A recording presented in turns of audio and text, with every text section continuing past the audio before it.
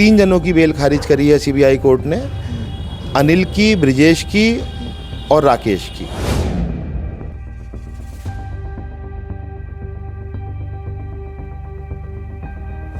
इन लोगों ने क्या करा, क्योंकि जो इनकी आदत है, ये लोग कोर्ट के सारे आदेश बदल देते हैं, पत्रावली चोरी कर लेते हैं। एसआईटी पे वही मामला जाएगा जो मामला गंभीर होगा, और जो गंभीर होगा तो उसका इलाज में टाइम तो लगेगा ना, उसको ढूंढने में कि कौन कैसे कनेक्ट है, क्या है, क्योंकि ये लोग तो वकील थे, अपना हाथ बचा के चलते थे।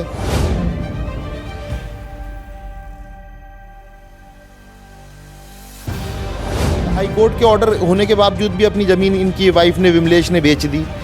हाई कोर्ट का ऑर्डर है उस पर स्टे का, फिर भी बेच दी।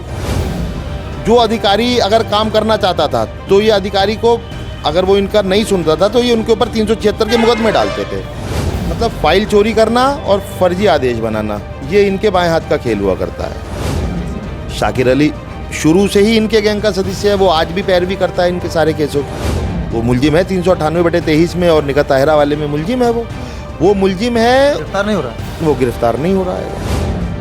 सीबीआई कोर्ट एक एक चीज़ों पर निगाह रख रही, पैनी नज़र होती है, क्योंकि सीबीआई की कोर्ट है। सीबीआई तो सर इसीलिए तो इन लोगों को जमानतें नहीं मिल रही हैंगी। अरे सर, इनका तो काम न्यायालय को धोखा देना शुरू से है, आज तक भी धोखा दे रहे हैंगे। कभी कहते हैं कि हमारा कोई क्रिमिनल इतिहास नहीं हैगा। बिल्कुल अपने हाथ से फर्जी आदेश बना करके लगाया गया। आरोपी तो खुद हैं, अब अपने आप को बचाने के लिए कुछ तो करेंगे। और सबसे बड़ी बात, आपको पता है कि ये लोग वकील भी हैं। आलोक राव एक यहाँ पे इंस्पेक्टर हुआ करते थे कोतवाली में, उनके ऊपर इन्होंने 376 डाला। पूरी स्लीपर सेल है, आज भी काम कर रही है, और उस स्लीपर सेल का पकड़ा जाना बहुत ज़रूरी है। राजू वाजपेयी हैं, उनके ऊपर हमला हो गया। उनके ऊपर एक कट्टाधारी ने कट्टा दिखाने की कोशिश करी है, वो तो बच के वहाँ से भाग गया। नमस्कार, आप लोग देख रहे हैं गोंडा पब्लिक पोस्ट। मैं हूं शिवानंद मिश्रा। गोंडा का चर्चित लैंड स्कैम, इस लैंड स्कैम के बारे में लगातार हम आपको खबरें दिखाते रहे हैं और बताते रहे हैं कि किस प्रकार से इसमें जो आरोपी हैं लोगों को परेशान करते थे, कोर्ट रचित दस्तावेज का इस्तेमाल करते थे, इसके बाद में उस ज़मीन को हथियाने का प्रयास करते थे। यही नहीं, लोगों पर 376 जैसे फर्जी मुकदमे भी लिखवाते थे। जो 47 मामले रजिस्ट्री दफ्तर में फर्जी दस्तावेज जो रखे गए थे गोंडा के, वो 47 मामले लखनऊ एसआईटी को ट्रांसफ़र कर दिए गए थे, और जो अन्य मामले थे वो गोंडा एसआईटी उसकी जाँच कर रही थी। गोंडा एसआईटी ने जाँच भी की, चार्जशीट भी न्यायालय में दाखिल की और गिरफ्तारियां भी की। लेकिन लोगों के जहन में एक सवाल है कि लखनऊ एसआईटी आखिर क्या कुछ कर रही थी, राज्य मुख्यालय से इसमें क्या कुछ कार्रवाई हो रही थी। तो आज इस पूरे मामले पर हम आपको अपडेट देंगे कि राज्य मुख्यालय, इस पूरे मामले में राज्य मुख्यालय से जो एसआईटी है, स्पेशल इन्वेस्टिगेशन टीम, क्योंकि तत्कालीन डीआईजी उपेंद्र अग्रवाल ने तब 47 मामले लखनऊ में भेजे थे कि इसकी जांच वहां से करवाई जाए, क्योंकि यह बहुत बड़ा इस किस्म का फ्रॉड है। और गोंडा में देखा जाए तो पहले जो मुकदमे दर्ज होते थे उसमें एफआईआर तक लग जाती थी, यानी कि जो पुलिस कर्मचारी होते थे कहीं ना कहीं इनके दबाव में आ जाते थे, क्योंकि तमाम चीज़ें ऐसी भी सामने आई कि आरोपी पुलिस कर्मियों के ऊपर भी फर्जी मुकदमे लिखवाते थे। लखनऊ एसआईटी की हम बात करें, क्या कुछ हुआ है, लखनऊ एसआईटी ने कितने लोगों को रिमांड में लिया है, कितने मुकदमे में रिमांड में लिया है, यह सब भी आपको हम बताएंगे। लेकिन यह जो मामला था यह खुला कैसे था, इसको हम आपको थोड़ा सा बता दें। एक व्यक्ति हैं प्रियांक मेहरोत्रा, हम लोग, हमारी टीम उस समय तहसील गोंडा में गई हुई थी।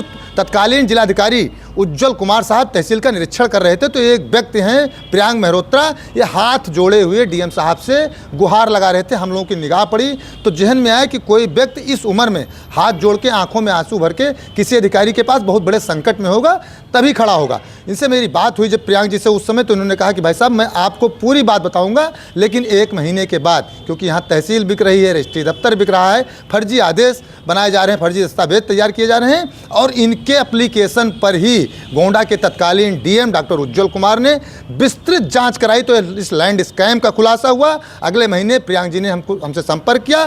फिर हमने दुखरनाथ के पास की कीमती ज़मीन की खबर आपको दिखाई कि किस प्रकार से कलावती, करिश्मा सिंह जो माँ बेटियां हैं, इन लोगों के नाम है ज़मीन करवाई गई थी, तमाम सारे फ्रॉड किए गए थे। यह चीज़ें आपको बताई थी। प्रियांक जी एक बार फिर हमारे साथ मौजूद हैं, पूरे घटनाक्रम के बारे में बताएंगे कि एसआईटी लखनऊ क्या कुछ कर रही है। प्रियांक जी, सबसे पहले तो आपके हिम्मत की हम दाद देना चाहेंगे, बधाई देना चाहेंगे कि आपने बिना डरे ऐसे आरोपियों से लड़ाई लड़ी जो लोगों के ऊपर 376 जैसे मुकदमे तक लिखवाते थे और जेल भिजवाते थे। तो इसके लिए आप बधाई के पात्र हैं। आपकी वजह से शहर में या गोंडा जिले में कहा जाए तो फ्रॉड में कमी आई है, इसके लिए आपको बहुत बहुत बधाई। धन्यवाद इसके लिए, लेकिन इसके लिए प्रशासन को भी उस समय पुलिस ने भी काफ़ी मदद करी। जैसे पहले पुलिस वाले डर जाते थे क्योंकि 376 लिखवाते थे, अधिकारी कोई उनके ऊपर मतलब वो नहीं करते थे, केस दर्ज भी होता था उसमें एफआईआर लगा देते थे। लेकिन प्रशासन ने भी सबने साथ दिया और आप लोगों ने भी साथ दिया, उठाया सब मामले को, तो सभी धन्यवाद के पात्र हैं वैसे तो। लेकिन अब लोग बाग कई बार, जैसे जब मैं कचहरी जाता हूँ तो पूछते थे, बोले भैया एसआईटी वाले क्या कर रहे हैं, लखनऊ में क्या कर रहे हैं। तो अब एसआईटी वालों का भी थोड़ा सा, जैसे आपने बताया कि एसआईटी वाले क्या, उन्होंने अपनी क्या क्या कार्यप्रणाली करी है, उन्होंने भी अब रिमांड लेना शुरू कर दिया हैगा। रिमांड शुरू हो गया? हाँ जी, उनका रिमांड लेना मतलब शुरू, उनकी विवेचना अब लगभग कंप्लीट होने लगी? की विवेचना कंप्लीट होने लगी और कई मामलों में चार्जशीट भी लगने के कगार पे है, मतलब लग जाएगी 10-1 दिन के अंदर। कितने मुकदमे में रिमांड शुरू हो गया? करीब 3-4 मुकदमों में रिमांड उन्होंने ले लिया हैगा। अब ये चीज़ हमको ऐसे जानकारी में आती है क्योंकि उसमें बेल पड़नी शुरू हो गई हैंगी। तो एक अब होता क्या है, जब जो मुकदमा यहाँ दर्ज होता है, जब एसआईटी जाता है तो उनको एक नया नंबर मिल जाता हैगा, वो मुकदमा नंबर चेंज हो जाता है क्योंकि उनकी अलग कोर्ट होती है, उनका अलग ट्रायल चलता हैगा उसमें। तो अब उनके मुकदमे नंबर चेंज हो गए हैं, तो मैं आपको मुकदमेवार बताता हूँ किस किस में क्या हुआ। एक मुकदमा है 20/2023, ये हमारा वाला मुकदमा है जो यहाँ पे दर्ज हुआ था, लोकल फिर एसआईटी चला गया था। उसमें ब्रिजेश अवस्थी की और अनिल की बेल कैंसिल हो चुकी हैगी। आपका मामला जो गोंडा में फ्रॉड आपकी ज़मीन पर हुआ था, गोंडा कोतवाली नगर में दर्ज हुआ था, इसकी जांच एसआईटी लखनऊ कर रही थी जी। तो ये कौन से न्यायालय पर मामला चल रहा है? ये सीबीआई कोर्ट होती है वहाँ पे लखनऊ में, उसमें चल रहा हैगा। और इन दोनों, अनिल की और ब्रिजेश की, कोर्ट ने बेल खारिज कर दी हैगी। अच्छा, दोनों लोगों की खारिज हुई आपके मामले? हमारे वाले मामले में एक मामला है दादूराम शुक्ला का, हाई कोर्ट के वकील हैं वो, उनका एक मामला है 23/2022, उसमें 3 जनों की बेल खारिज करी है सीबीआई कोर्ट ने, अनिल की, ब्रिजेश की और राकेश की। एक मामला है 22/2022, सॉरी 21/2022, उसमें वो ज्ञाना देवी का मामला है, वो भी बधवा तरह के ही कोई प्रधान है उसमें, वो इन्वॉल्व हैं संतराम, और उसमें भी 2 जनों की बेल खारिज करी है कोर्ट ने, एक ब्रिजेश की और एक कोई राम भवन है उनकी खारिज। राम भवन है बधुआ का रहने वाला? राम भवन, हाँ बधुआ का रहने वाला है। वो संतराम का पाटीदारी हैगा, मतलब पूरा गैंग की तरह काम करते हैं, आपको तो पता ही है। अच्छा भैया प्रियांक जी, एक मुकदमा है 398/2023, इस मुकदमे में ब्रिजेश अवस्थी की बेल पड़ी थी सेशन कोर्ट में, सत्र न्यायालय ने इसको खारिज कर दिया है। क्या था ये पूरा मामला? चूंकि थोड़ा सा पेचीदा, निकाह दायरा का मामला काफ़ी चर्चित हुआ था, उससे जुड़ा हुआ ये मामला है? हाँ, ये 398/23 बेसिकली ये अभी डिस्ट्रिक्ट जज साहब ने लिखवाई है, ये एफआईआर उनकी तरफ से, मतलब उसको भेजा गया, उनके बाबू जो हैं उन्होंने लिखवाई है। तो इसमें क्या मामला था, ये निकाह दायरा का एक मामला हुआ था। इसमें शाकिर बनाम वारिस अली एक केस डाला था इन लोगों ने, बैनामा मनसूखी का। वो केस एक पक्षीय रूप से कोर्ट ने वो मतलब फैसला कर दिया, खारिज कर दिया था उसको। लेकिन इन लोगों ने क्या करा, क्योंकि जो इनकी आदत है, ये लोग कोर्ट के सारे आदेश बदल देते हैं, पत्रावली चोरी कर लेते हैंगे। 376 लिखवाते थे, फर्जी आदेश भी बनाते थे? फर्जी आदेश एक नहीं साहब, तहसील में कई फर्जी आदेश बनाए इन्होंने। मेरे मामले में फर्जी आदेश बना हुआ हैगा, मतलब फाइल चोरी करना और फर्जी आदेश बनाना, ये इनके बाएं हाथ का खेल हुआ करता है। और इन्होंने उसमें फर्जी आदेश बनाया, उस खारिज वाले आदेश को जो इनके विरोध में हुआ था, उसको इन्होंने अपने पक्ष में लिख के उसमें फाइल में नत्थी कर दिया, और उस आदेश को इन्होंने सब रजिस्ट्रार ऑफिस के यहाँ भेज दिया कि बोले साहब ये बैनामा तो कोर्ट ने मनसूख कर दिया हैगा, और उस फाइल को चोरी कर दी, जिससे उसमें कोई मिले नहीं। और अभी आपको ध्यान होगा, एक 240/16 एक मामला था, उसमें ये लोग गिरफ्तार हुए थे। जब उसमें विवेचक ने इनके घर पे सर्च करा, 1126 सिविल लाइंस पे जो इनका घर है, जब उस पर इन्होंने सर्च किया तो वहाँ से वो पत्रावली जो गायब हुई थी, जिसमें इन्होंने आदेश चेंज किया था, वो वहाँ पत्रावली मिली पूरी की पूरी। तो वो पत्रावली जब मिली तो विवेचक ने जब डिस्ट्रिक्ट जज साहब को उसका वो करा कि बोले साहब ये यहाँ से मिली है, तो उन्होंने ये 398/23 लिखवाई।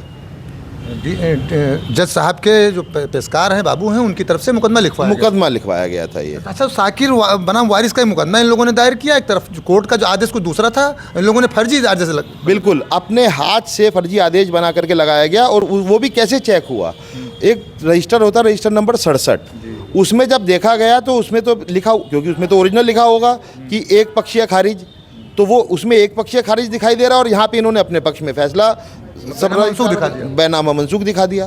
तो ऐसा एक मामला नहीं है, ऐसे एक दो मामले और हैं, अभी वो लाइट में नहीं आए हैं। वो जब लाइट में आएंगे तो उसका भी चर्चा करेंगे, लेकिन अभी 398/23 ही है। ये जो माना जा रहा था कि लखनऊ एसआईटी ज़्यादा समय हो गया है, जांच अभी धीमे चल रही है, इतने दिन हो गए हैं। गोंडा एसआईटी ने तो अपना काम किया, क्राइम ब्रांच के जो इंस्पेक्टर्स थे उन्होंने काम किया, गिरफ्तारियां की। लखनऊ एसआईटी ने भी जांच अब तेज कर दी है, माना जाए कि जल्द से जल्द सभी मुकदमों में रिमांड शुरू हो जाएगी। हाँ बिल्कुल, जैसे अभी 3-4 मुकदमों में रिमांड शुरू हो गई है, तो 47 मुकदमे अब धीरे धीरे सब में रिमांड शुरू हो जाएगी।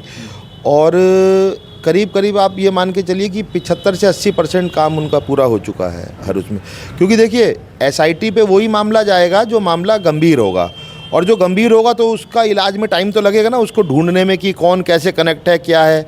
क्योंकि ये लोग तो वकील थे, अपना हाथ बचा के चलते थे, तो काफ़ी रिसर्च करनी पड़ी होगी एसआईटी वालों को भी। भाई इन लोगों को ऐसी थोड़ी वो भी मुलजिम बना देंगे कि बस मुलजिम बना दिया, तो पूरी भला ही टाइम लगे, लेकिन विवेचना सही होनी चाहिए। बस टाइम से कोई फ़र्क नहीं पड़ता, विवेचना सही होनी चाहिए, वो सही जगह पे जा रही है। प्रियांक जी, ये जो मामले हैं तो ये सीबीआई कोर्ट में क्यों इसकी सुनवाई हो रही है?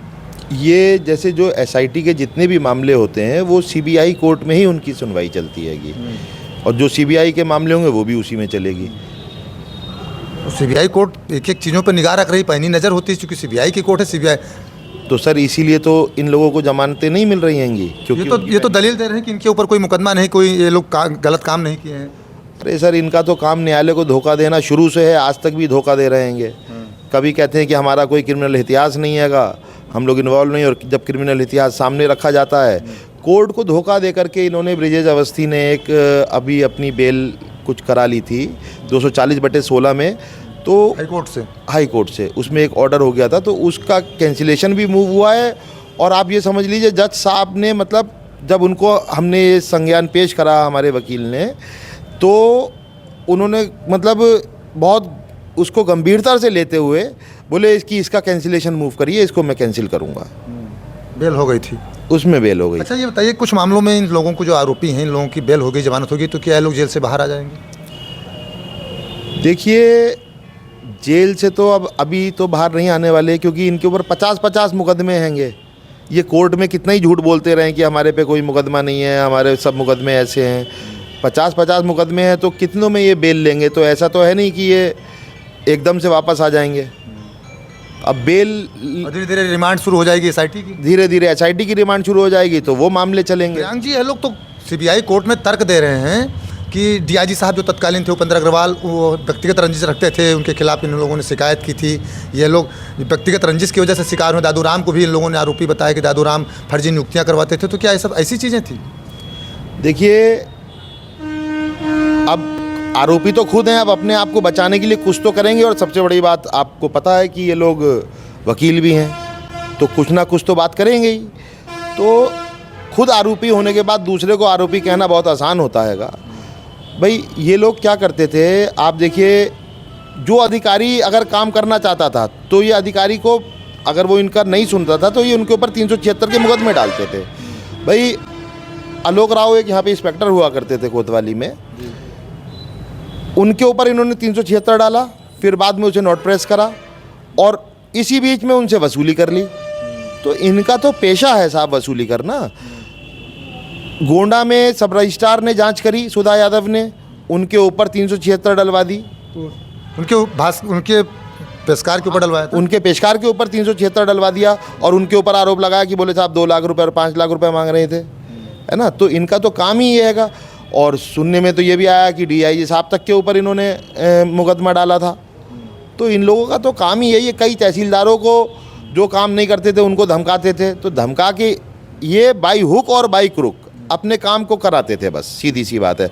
और 376 एक ऐसी चीज़ है, उससे हर आदमी बचना चाहता है, चाहे वो इंस्पेक्टर लेवल का भी क्यों ना हो, क्योंकि वो भला ही उस लेवल पे उससे लड़ लेगा, लेकिन वो अपने परिवार में जब जाएगा तो परिवार वालों को कैसे समझाएगा, बोले भाई मैंने नहीं किया, तो उसकी फैमिली पे भी खतरा आ जाता है, उसके वो संबंध खराब होने पे भी, भाई क्योंकि शक का कीड़ा तो कहीं पे भी घूम सकता है ना, इसीलिए आदमी दबता है उससे। अच्छा एक चीज़ और है, जैसे आतंकवादियों की स्लीपर सेल होती है, इन लोगों की स्लीपर सेल हुआ करती थी, कुछ लोग अभी बाहर हैं जो पैरवी कर रहे हैं। पूरी स्लीपर सेल है, आज भी काम कर रही है, और उस स्लीपर सेल का पकड़ा जाना बहुत ज़रूरी है। उनकी आप ये समझ लीजिए हुकुम तहरीरी भी गई हुई हैं, कल हम लोग एसपी साहब से मिले भी थे और एसपी साहब ने खैर हमें वो भी बोला कि हम इनको पकड़वाएंगे, लेकिन सर 9 महीने हो गए अभी तक वो लोग पकड़े नहीं जा रहे। और यही बात है कि अभी पीछे क्या हुआ, एक राजू वाजपेयी है, उनके ऊपर हमला हो गया, उनके ऊपर एक कट्टाधारी ने कट्टा दिखाने की कोशिश करी है, वो तो बच के वहाँ से भाग गया। तो ये लोग अभी भी मतलब इनके स्लीपर सेल जो हैं काम कर रहे हैंगे, अभी भी ये लोग मतलब बैकफुट पे नहीं हैंगे, इन्हें गिलानी नहीं है अपने काम की। और अभी भी ये हाई कोर्ट के ऑर्डर होने के बावजूद भी अपनी ज़मीन इनकी वाइफ ने, विमलेश ने बेच दी। हाई कोर्ट का ऑर्डर है उस पर स्टे का, फिर भी बेच दी। तो इन लोगों के दिमाग में किसी का डर, किसी का भय है नहीं। कानून का भय बिल्कुल नहीं। कानून का भय बिल्कुल नहीं है, क्योंकि कानून तो ये सोचते हैं हमारे हाथ से चलता आएगा। 398/23 में एक मुलजिम है साकिर अली जी, जिन्होंने निकाह तायरा की ज़मीन पर जिसको, तो क्या साकिर अली भी इनके गैंग के सदस्य हैं? शाकिर अली शुरू से ही इनके गैंग का सदस्य है, वो आज भी पैरवी करता है इनके सारे केसों की। तो मुलजिम है, वो मुलजिम है 398/23 में, और निकाह ताहिरा वाले में मुलजिम है वो मुलजिम है। गिरफ्तार नहीं हो रहा, वो गिरफ्तार नहीं हो रहा है। अब पुलिस वाले उसको गिरफ्तार करें तो काम आगे बढ़े। भाई वो भी तो गिरफ्तार होना चाहिए ना, जिसने पत्रावली, तो केस तो उसी ने डाला मनसूखी का, ऑन पेपर तो वही है, भले ही बैक से ये लोग शामिल हैं तो वो इन्हीं के गैंग का ही। और लोग जो हैं बाहर हैं उनको भी पकड़ा जाना जरूरी है। उनका पकड़ाना बहुत ज़रूरी है, बहुत ज़्यादा ज़रूरी है, क्योंकि अभी भी वो लोग काम कर रहे हैं, लोगों को धमका रहे हैंगे, अभी भी मतलब कोई काम रुका नहीं हैगा। जैसे उनके रहते हुए काम चलता था वैसे ही आज भी पीछे चला, बस 19-20 का अंतर हो सकता है। क्या चाहते हैं अधिकारियों से, क्या कुछ कहना चाहते हैं इस पूरे मामले पर? सर बस अधिकारियों से यही कहना चाहते हैं कि जैसे उन्होंने अभी तक इस मामले में लोगों की गिरफ्तारियां करी हैं, तो और थोड़ी सी गिरफ्तारी अगर हो जाए तो जो इन लोगों में जो ये पैरवी कर रहे हैं उनके मामले, जो स्लीपर सेल हैं, इनमें भय आएगा। जब क्योंकि देखिए हमारा मकसद या अधिकारियों का मकसद ये नहीं है कि इनको पकड़ के जेल में डाल दिया जाए, हमारा मकसद है कि भय हो और भय की वजह से लोग बाग गलत काम ना करें। भाई गलत काम रुकेगा तो तभी, या तो भय से रुकेगा, तो भय जब होगा जब आप गिरफ्तारी करोगे, और भय ही नहीं रहेगा तो फिर काम चलता रहेगा। फिर आपने मान लीजिए इन्हें भी पकड़ लिया, वो भी बेकार है, क्योंकि काम तो बस बदस्तूर चालू हैगा। रामचंद्र को भी मारा गया था, रामचंद्र को भी मारा गया और 151 में दोनों को जमानत दोनों पार्टी को करानी पड़ी, लेकिन फिर भी आज तक उसका वो मुकदमा वहाँ पे नहीं लिखा गया। फिर कल हम जब एसपी साहब से मिले तो उन्होंने हमें मतलब आश्वासन दिया कि आपका ये, मैं इंस्पेक्टर साहब को बोल देता हूँ, वो इसको देखेंगे और इनकी गिरफ्तारी जल्दी से जल्दी कराई जाएगी। बस यही चाहते हैं कि इनकी गिरफ्तारी होए जो स्लीपर सेल है। बिल्कुल गिरफ्तारी की मांग कर रहे हैं, और ज़्यादा ज़रूरी भी है क्योंकि गिरफ्तारी होनी भी चाहिए। फिलहाल अब यह जो मामले थे लखनऊ एसआईटी के, वह जो है विशेष न्यायाधीश भ्रष्टाचार निवारण केंद्रीय अन्वेषण ब्यूरो केंद्रीय लखनऊ, यानी कि सीबीआई कोर्ट में अभी यह मामला चल रहा है। सीबीआई कोर्ट में वही मामले जाते हैं जो बड़े मामले होते हैं। तो कहीं ना कहीं जिस प्रकार से तत्कालीन डीआईजी उपेंद्र अग्रवाल ने इन लोगों के जो मामले थे 47 मामलों की संस्तुति लखनऊ से की थी कि लखनऊ एसआईटी से इसकी जांच करवाई जाए, विशेष टीम से इसकी जांच करवाई जाए, और एसआईटी लखनऊ इसकी जांच कर रही है। उम्मीद है कि ये लोग जिस प्रकार से अपराध करते थे, अपराध करने का तरीका था, चाहे वो फर्जी आदेश बनाना, 376 लगवाना, दूसरों की ज़मीन हड़पना, तो यह सिलसिला रुकेगा। जिस प्रकार से प्रियांक जी ने बताया है कि और लोग जो बाहर हैं उनकी गिरफ्तारी होनी चाहिए। जैसे कि साकिर अली, निकाह तायरा के मामले में साकिर अली ने ही फ्रॉड किया था, साकिर अली के ही तरफ से फर्जी आदेश जो है वह दाखिल किया गया था, और साकिर अली बाहर घूम रहा है। ऐसे लोग जो बाहर घूम रहे हैं यही इन आरोपियों की पैरवी कर रहे हैं। गोंडा की अगर बात करें तो गोंडा पुलिस ने गैंगस्टर की भी कार्रवाई की थी, गैंगस्टर में भी विवेचना जारी है,